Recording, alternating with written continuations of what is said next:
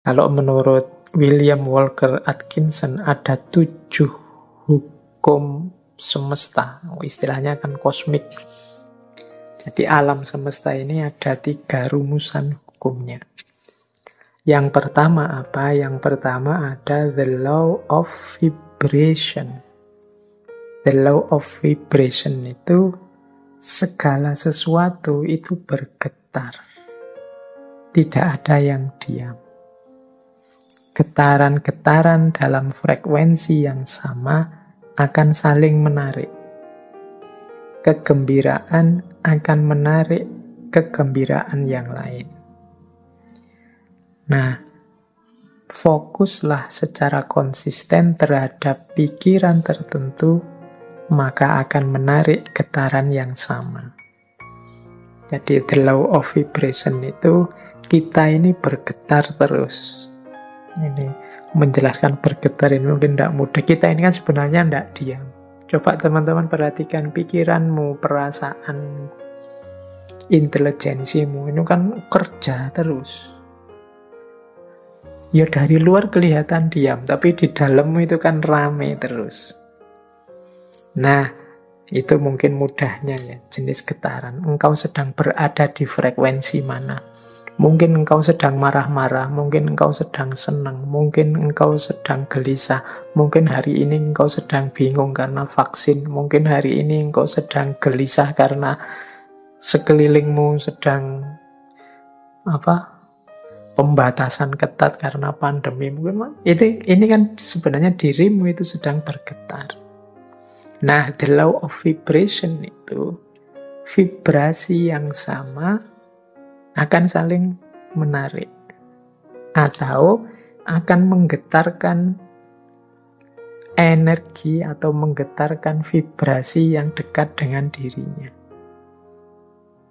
Jadi kalau kita gembira, sekeliling kita akan hawanya gembira. Dan orang-orang yang di dekat kita akan terpengaruh oleh kegembiraan itu. The law of vibration, mudahnya begitu. Jadi getaran kita itu mempengaruhi sekelilingnya. Apa yang ada dalam diri kita kalau kita gelisah atau murung, ini menggetarkan sekelilingmu dengan kegelisahan dan kemurungan. Ini namanya the law of vibration. Makanya kadang-kadang teman-teman kan bisa merasakan kalau misalnya punya teman akrab gitu. Temanmu sedang sedih, terus dekat denganmu. Dia pura-pura banyak ketawa, pura-pura ceria, tapi getarannya bisa engkau tangkap. Itu the law of vibration. Jadi, getaran yang ada dalam diri kita, itu akan menarik frekuensi yang sama dari yang ada di sekeliling kita. Kalau teman-teman dekat dengan teman yang sedang sedih, sedang gelisah, sedang susah, sekali-sekali dia tampak nangis, itu kan kita ikut terus hanyut dalam situasi kesedihannya, ikut dalam kemurungannya. Nah, ini ilustrasi mudah.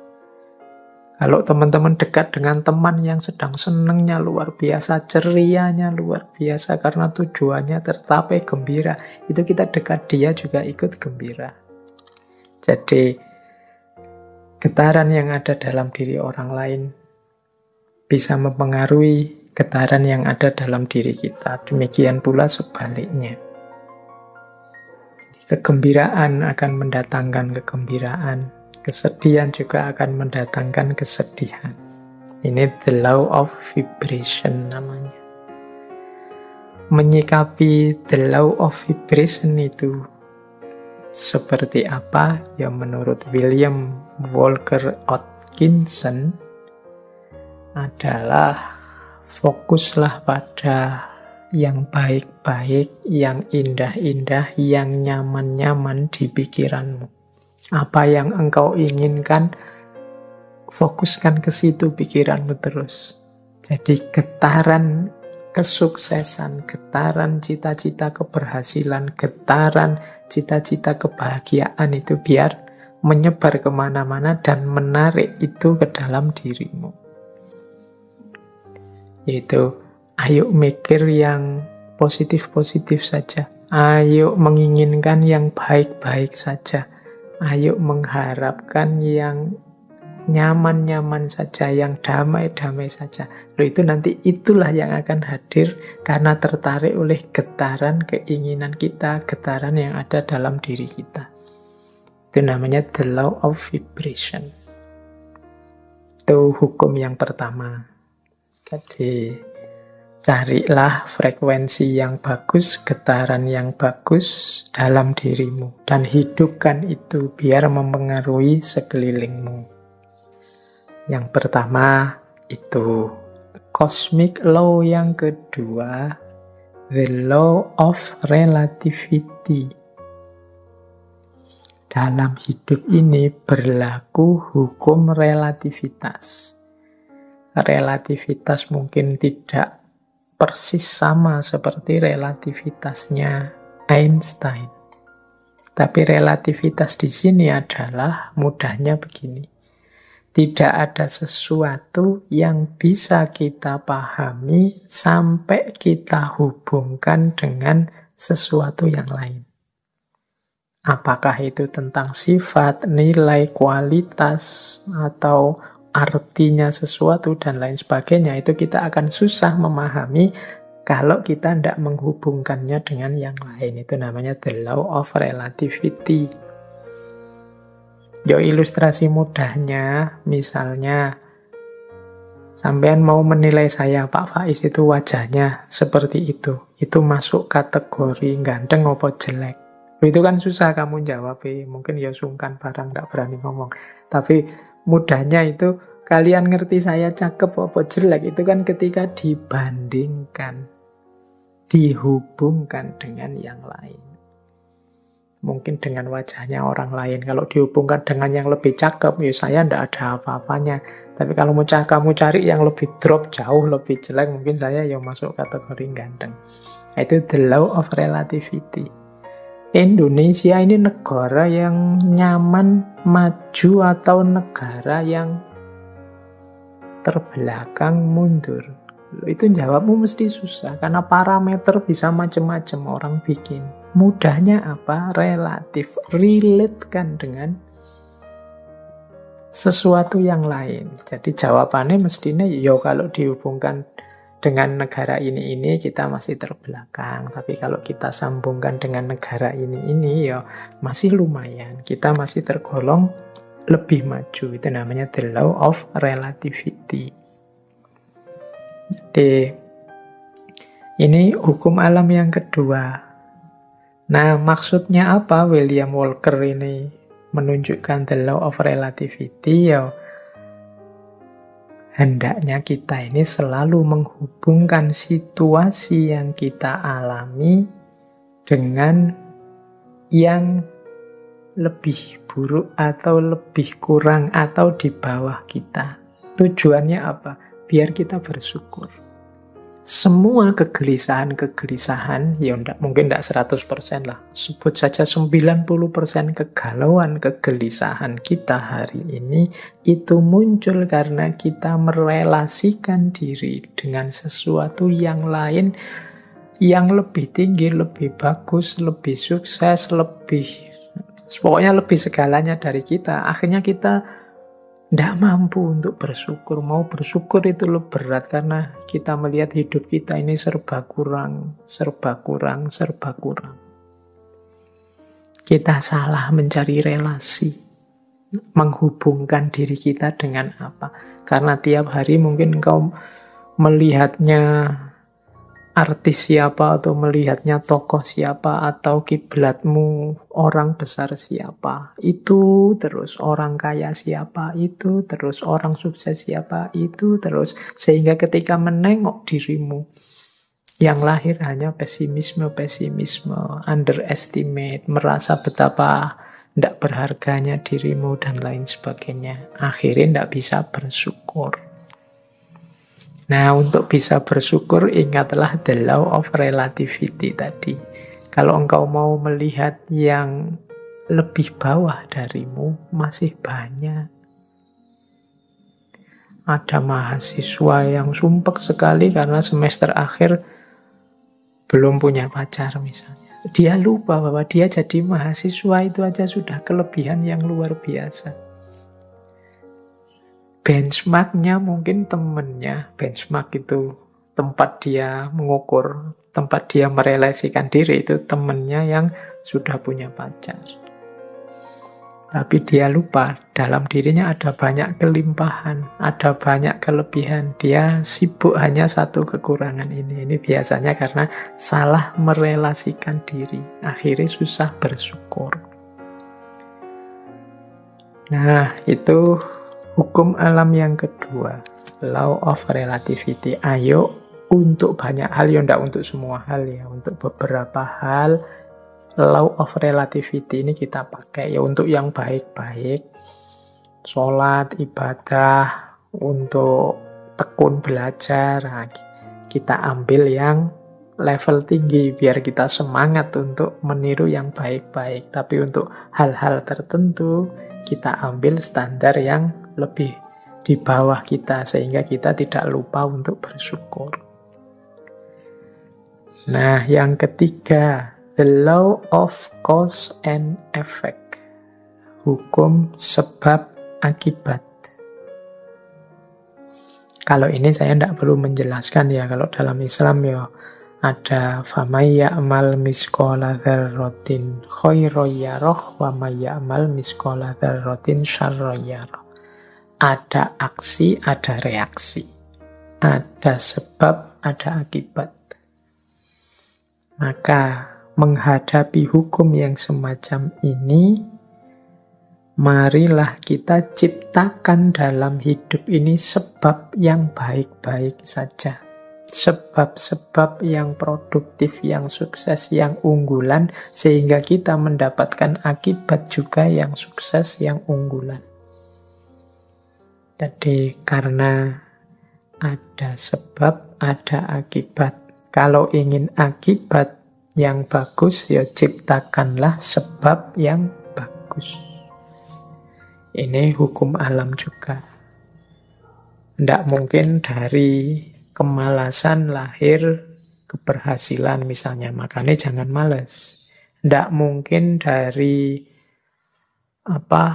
kejahatan, keburukan lahir kebaikan. Tidak mungkin dari proses yang merusak lahir perbaikan. Nah, ini cause and effect. Ini hukum alam yang ketiga. Ada sebab, ada akibat. Apapun yang kita panen hari ini, itu adalah benih yang kita tanam sebelumnya. Yang keempat, the law of polarity. Law of polarity ini, segala sesuatu dalam hidup ini ada pasangannya.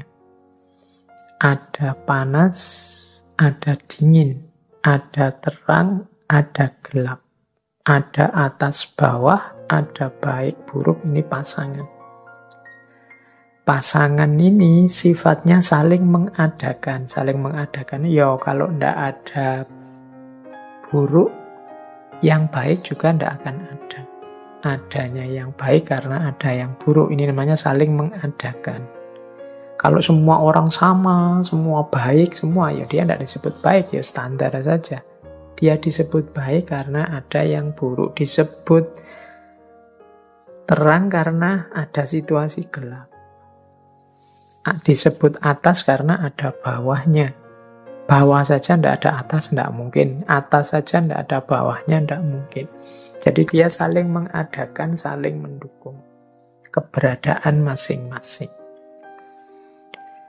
Oke, jadi situasi the law of polarity ini membuat kita nanti tidak mudah melihat satu sisi saja dari sesuatu, tapi harusnya kita melihat secara lebih lengkap. Jadi Ada orang baik loh, terus kita puji, kita senengi total 100%. Dia dengan segala kebaikannya. Tiba-tiba dia melakukan sedikit atau satu keburukan. Runtuhlah kepercayaan kita yang darinya sangat cinta jadi sangat benci. Kita lupa bahwa namanya masih manusia, masih duniawi, itu pasti berpasangan. Ada baiknya, ada buruknya. Ya mungkin kadar dan ukurannya berbeda-beda, tapi pasti ada pasangan-pasangan ini. Kita sering tidak siap menerima situasi yang kebalikan dari kenikmatan, kenyamanan yang kita rasakan hari ini. Padahal itu ya berpasangan. Ada enak, ada tidak enak. Di balik kenikmatan, di sisi sana ada ketidaknikmatan. Itu selalu ada. Minggu depan insya Allah kita perdalam the law of polarity ini di falsafah hidup yin yang. Tapi the law of polarity ini juga salah satu dari 7 cosmic law. Salah satu hukum semesta. Baik, nanti kita lanjutkan kalau yang keempat ini ya. Yang kelima, the law of rhythm. The law of rhythm ini, hidup ini mengalami siklusnya masing-masing. Hidup ini ada perputarannya. Siang, malam, kelahiran, kematian, kemunculan, kepergian, dan lain sebagainya. Namanya rhythm, iramanya hidup. Nah, segalanya ada awalnya, ada akhirnya. Ini the law of rhythm.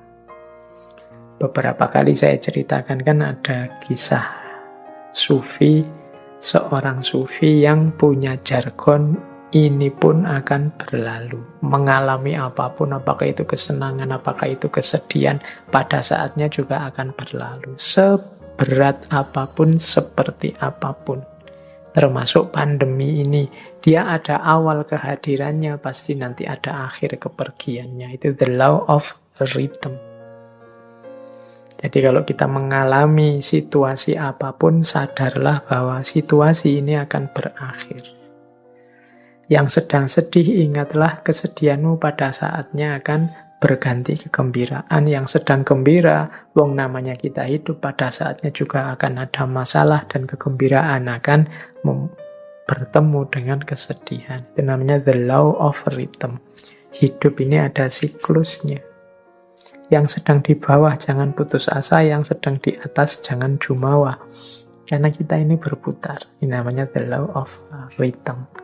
Untuk the law of rhythm ini, insya Allah nanti minggu terakhir kita bahas dari perspektif filsafat Jawa. Cokro Manggilingan. Baik, kita lanjutkan. Yang keenam, the law of gestation. The law of gestation itu bunyinya begini. Segala sesuatu perlu waktu untuk terjadi.